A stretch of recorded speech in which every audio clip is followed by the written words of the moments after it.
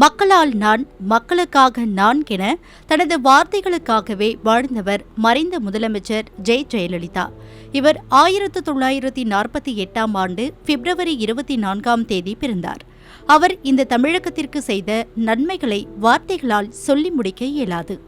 ஜெயலலிதா பிரதமர் மோடியை தைரியமாக எதிர்த்து, பிரதமர் மோடியா இல்லை இந்த லேடியா என கர்ஜித்தார்.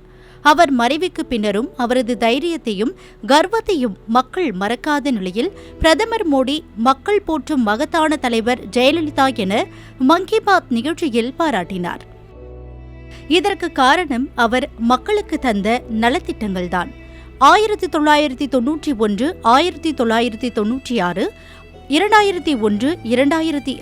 2011, 2016 ஆகிய காலகட்டங்களில் புரட்சித் தலைவி ஜெயலலிதா தமிழகத்தில் ஆட்சியை திறம்பட நடத்தினார்.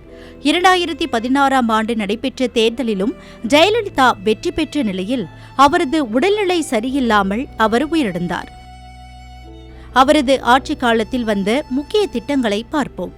1992 அனைத்து மகளிர் காவல் நிலையங்கள், பெண்களின் புகார்களை பெற்று விசாரிக்க தனி காவல் நிலையங்கள் நிறுவப்பட்டன. இந்த முயற்சி மாநிலத்தில் பெண்களுக்கு அதிகாரம் அளித்தது. தற்பொழுது தமிழ்நாட்டில் இதுபோன்ற 200க்கும் மேற்பட்ட நிலையங்கள் உள்ளன. 1992 தொட்டில் குழந்தை திட்டம், பெண் சிசுக்கொலையை தடுத்து குழந்தைகளை அரசே தத்தெடுத்து வளர்க்கும் முறையை அறிமுகப்படுத்தினார். 2001 மழைநீர் சேகரிப்பு திட்டம், நிலத்தடி நீர்மட்டத்தை உயர்த்த அனைத்து கட்டடங்களிலும் இது கட்டாயமாக்கப்பட்டது. செயல்படுத்தப்பட்ட 5 ஆண்டுகளுக்குள் சென்னையில் நீர்மட்டம் 50% அதிகரித்தது. 2004 முதல் 2005 சுனாமி மறுவாழ்வு மற்றும் நிரந்தர குடியிருப்புகள். 2004 சுனாமிக்கு பிறகு பாதிக்கப்பட்டவர்களுக்கு கடலூரில் சூர்யா நகர் மற்றும் நாகப்பட்டினத்தில் 14,000க்கும் மேற்பட்ட சுனாமி எதிர்ப்பு நிரந்தர குடியிருப்புகளை கட்டிக் கொடுத்தார். 2011 இலவச மடிக்கணினி திட்டம், அரசு பள்ளி மற்றும் கல்லூரி மாணவர்களுக்கு 6.8 மில்லியன் மடிக்கணினிகள் வழங்கப்பட்டது.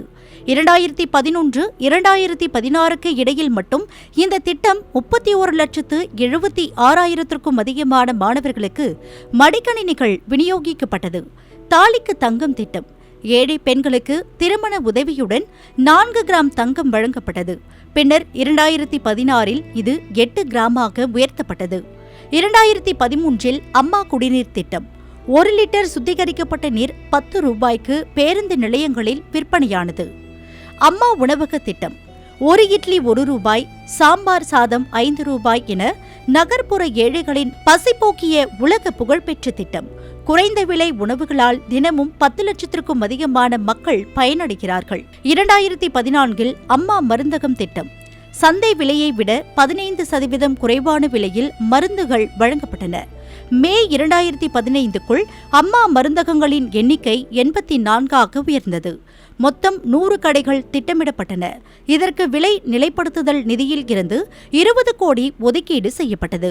2015 அம்மா பேபி கேர் கிட், அரசு மருத்துவமனையில் பிறக்கும் குழந்தைகளுக்கு துண்டு, சோப்பு, எண்ணெய், கைக்குட்டை உள்ளிட்ட 16 வகையான பொருட்கள் அடங்கிய கிட். அரசு மருத்துவமனைகளில் இந்த திட்டத்தின் மூலம் 6.7 லட்சத்திற்கும் மேற்பட்ட தாய்மார்கள் மற்றும் குழந்தைகள் பயனடைந்துள்ளனர். விலையில்லா மிதிவண்டி திட்டம், ஊரக பகுதி மாணவர்களின் கல்வி இடைநிற்றலை குறைக்கவும், குறிப்பாக பெண் கல்வியை ஊக்குவிக்கவும் அரசு மற்றும் அரசு உதவி பெறும் பள்ளிகளில் 11 மற்றும் 12ஆம் வகுப்பு பயிலும் மாணவர்களுக்கு இலவச மிதிவண்டிகள் வழங்கப்பட்டன. இத்திட்டத்தின் மூலம் 56 மாதங்களில் சுமார் 38 லட்சம் மாணவர்கள் பயனடைந்தனர். மறைந்த முதலமைச்சர் ஜெயலலிதாவையும் அவரது நலத்திட்டங்களையும் மக்கள் இன்றளவும் போற்றி வருவது நிதர்சனம். அவரது பிறந்த நாளில் அந்த நல்லுள்ளத்தை நினைவு கூறுவோம்.